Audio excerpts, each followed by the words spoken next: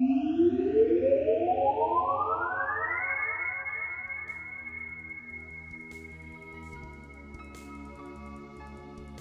again! Today we're going to take a bit of a step back in things, as it's been brought to my attention that there are some new designers who are a little bit lost. I can sort of see why. I've just been wandering over topics as I thought of them, but I kinda skipped over the fundamentals, the basics, the foundation needed to truly understand a lot of what I've been covering. So, the next few mechanics episodes are going to be about covering these basics so that we're all on the same page. Now, today's topic in particular is going to be centering on numbers. In particular, the quantification of abstract concepts. You may notice when you open up a role-playing games book that it's filled with numbers. Lots of them. There's numbers for your level, your stats, your abilities, how spell works, even your health is typically quantified as a number. They're everywhere. So what do they all mean? Why do we need so many numbers anyway?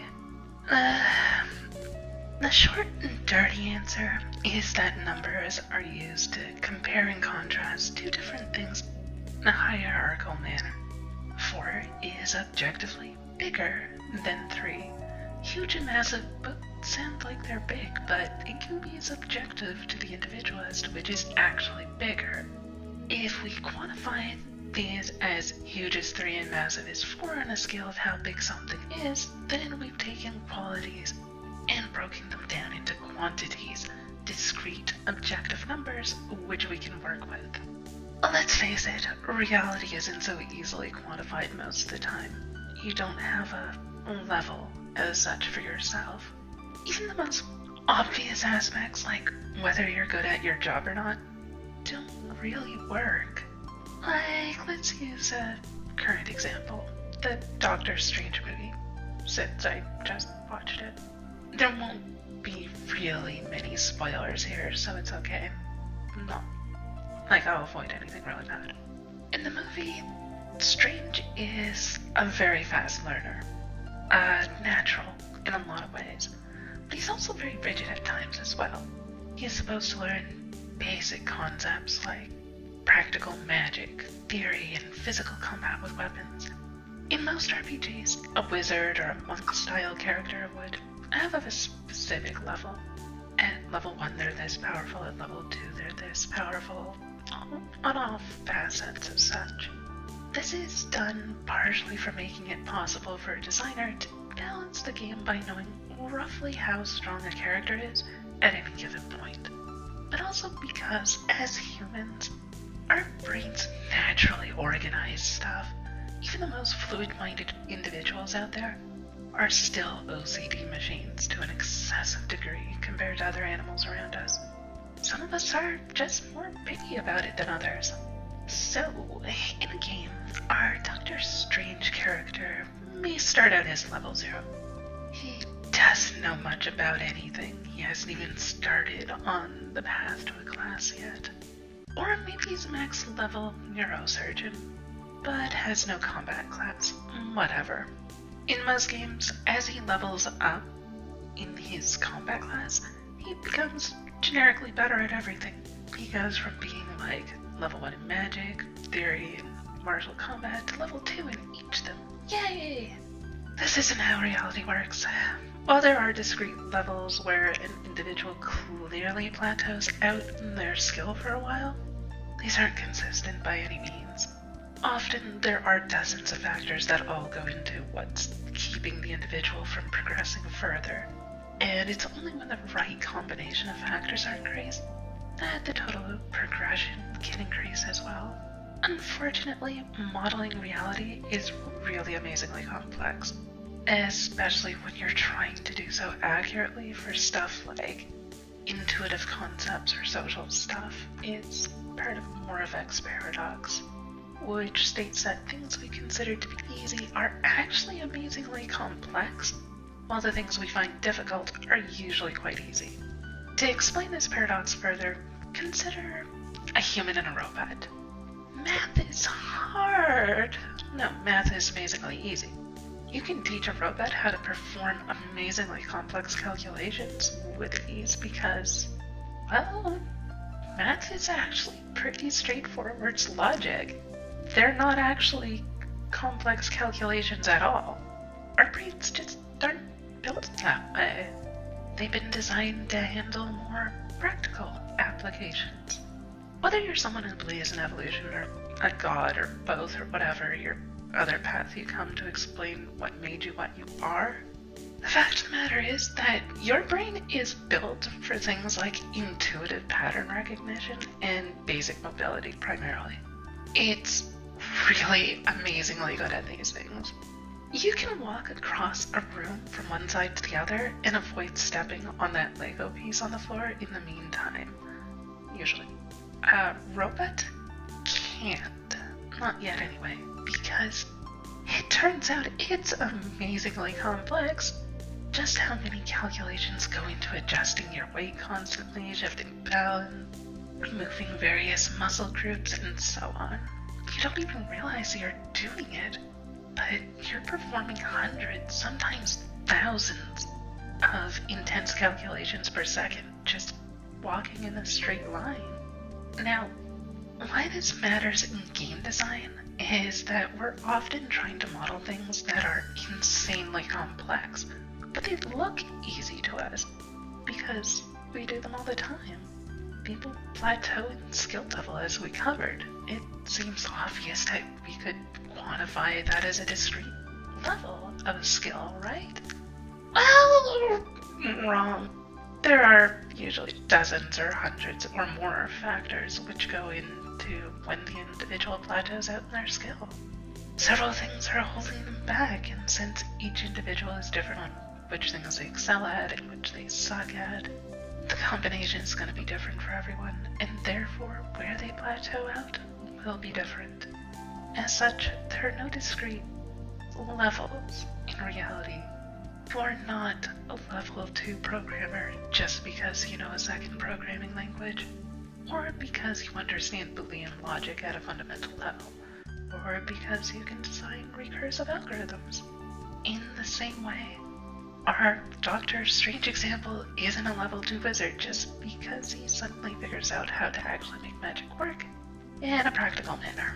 The numbers we're using to describe his capabilities are just that. Descriptions. Your level, your skills, your hit points, any of that stuff, all the numbers are just qualitative descriptions which have been converted into a quantified form. Or to put it another way, red, orange, and yellow are converted to 1, 2, and 3, following a progressive order to them. Once they've been ordered and quantified into numbers, you can now, as a game designer, balance how powerful red, orange, and yellow are. When they're described by their qualities, the colors, you can't really order them in any objective manner that makes consistent sense. By labeling them with a quantity, a number, such as how I just ordered them in the order they show up on the electromagnetic wavelength scale, or how they show up in order on a rainbow, suddenly it's easy to say that 3 comes after 2, therefore the concept of yellow is somehow stronger than orange. Numbers are stand-ins though, placeholders. They represent a concept, but they aren't the concept itself. This is something a lot of budding designers get hung up on and fail to understand. Actually, after seeing quite a few games, I'm gonna say a lot of professionals also get hung up on this problem. See, when you're designing something, you're designing the concept of that thing. Use numbers to describe the concept in a way that can be easily manipulated and changed. But the numbers themselves have no innate value beyond their capacity to describe the concept they represent. For example, is 500 damage a lot? I don't know. Maybe it is, maybe it ain't. I don't know how much 500 damage is. Oh sure, it has a number assigned to it, but that number is meaningless without additional data. If you're playing D&D and you have 12 hit points at level 1, then hells yes, 500 damage is a lot. If we're talking a video game where your character might have 9,999 hit points, a la most of the Final Fantasy games, well, 500 damage kinda sucks in that scenario. The number itself is meaningless in and of itself. It's only valuable in terms of representing a specific value to an abstract concept. Now, as a designer, how I'm actually looking at this is via quality, not quantity. When I create an ability for my game, I say I want this ability to be really powerful, like not a literal god on its butt kind of powerful. In this case, I can then quantify the specific feature of that very powerful ability as 500 damage in D&D terms. In contrast, were I to describe an ability as, I don't know, fairly strong at low levels, but not really that powerful at endgame, then 500 damage is a good description for it when I'm talking about most Final Fantasy games. Or if I were working with a MOBA, like League of Legends, the average damage for a max rank normal ability is 300 damage. If you want something which is significantly stronger than average but has some substantial downside to such as well, 500 damage is a pretty good way to describe that ability too. So, let's put this another way. You're designing an ability. You want to define how strong that ability is. So you write in 500. No. That's backwards. I know that's our natural inclination, but that's not how it works. You don't guess at the numbers. You design first. You're a designer, so design it. Describe it as what you want the ability to do. In particular, if you wanted to do high damage, low damage, maybe average damage, something like that. This qualitative description gives information about how the ability should fit into the grand scheme of all abilities in the game. If it's high damage, then you know roughly where it fits in among all other abilities. You may not know the specific details of exactly where it goes, but you have a pretty good idea of what it's meant to do now. You can put in other factors as well to go with it. Maybe we want high burst damage but low sustained damage. By using this sort of a descriptor, we can now start assigning the specific details to it after the fact. Our high damage is 500 as opposed to a 300 damage average value. And we can give it a 15-second cooldown instead of an averaged 8-second cooldown. Over time, it's less damage than a normal ability, but in a very short burst, it really hurts all up front. This is what I mean by numbers are merely placeholders. This is also essential to understand if you want your game to be balanceable. Not balanced, but balanceable at all. Abilities don't become imbalanced because the numbers are wrong, oddly enough. You'd think that's the situation because often you see the numbers get tweaked and hey, the ability isn't broken anymore. But no, that's not what's really being changed. What's being changed is the concept of the ability. The concept is what's broken, not the description of the concept in most cases. If your ability does high burst damage and high damage over time and ignores all defenses and costs little to use with no real limitations, that ability is probably overpowered. We haven't described a single number, but we know it's broken already because the very concept which needs to be described is broken. No one aspect of that concept is the broken part, though. It's the combination of all of those concepts being used at the same time, which come into it being broken, or more specifically, unbalanceable. You can't retain that concept and describe it numerically in a way that will ever work. It is fundamentally broken at a conceptual stage.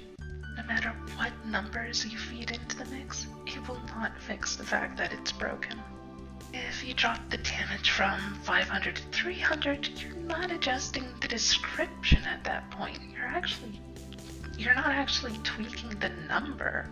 The number changing is what you see changing on the surface. What's really changing is the concept behind the surface layer. We've changed it from high damage to average damage. That concept is what got adjusted, and that's what made the ability possible to be balanced suddenly, not the numerical tweak. Numbers, the math, the formula used, all the stuff you see in a numeric format in a game. It doesn't matter if it's an RPG or a video game or whatever. All those numbers are merely specific representations of qualitative concepts. To bring this all back to the start, your level in a game is not a quantity. It's a description of a quality. How strong you are, how capable you are of doing stuff. Level 10 in one game can be wildly different from level 10 in another. A high fantasy adventure game where you're expected to punch a dragon in the nose is massively removed in power level from a horror game where you're supposed to be afraid of the dark. As such, your level is a concept. I want characters to be about as strong as a generic trained soldier at level 3. It's about what you get with D&D. I want the characters to be at the very limit of physical capability for a mortal human at level 3. Is what you get in Anima.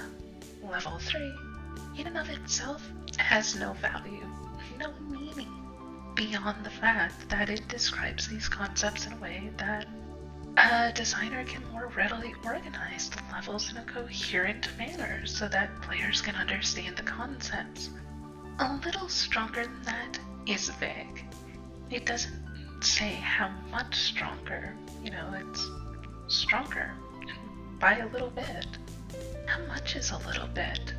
A little bit in a percentage scale of the previous thing is 25% more a little bit?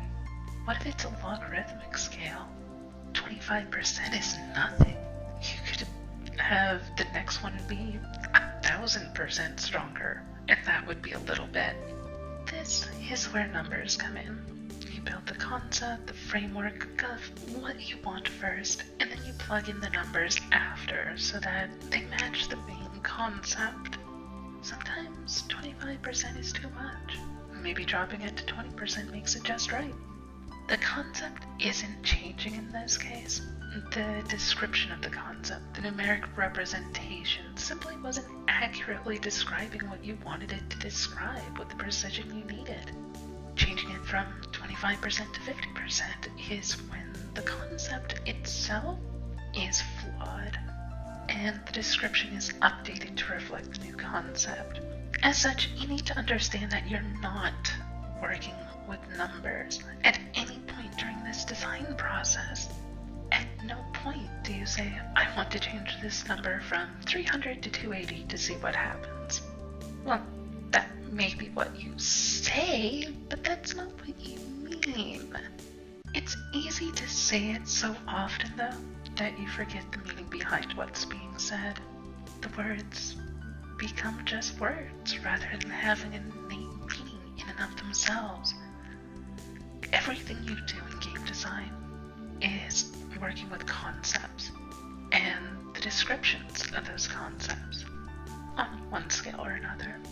You're trying to get the concept for an ability or a statistic or something described in a way that your players can understand and actually put into practical use. Anyway, I was going to cover statistics in this, stat points and such for characters, but I don't think I really need to now. You've got the tools to figure out what stats actually are and what they represent. I'll go over them eventually, but I don't think I need to right now anymore. If you'd like to take a stab at it though, go right ahead in the comment section. We'll see if maybe I need to continue things a little further or not after all. Anyway, with that, I'm out. I'll see you next time.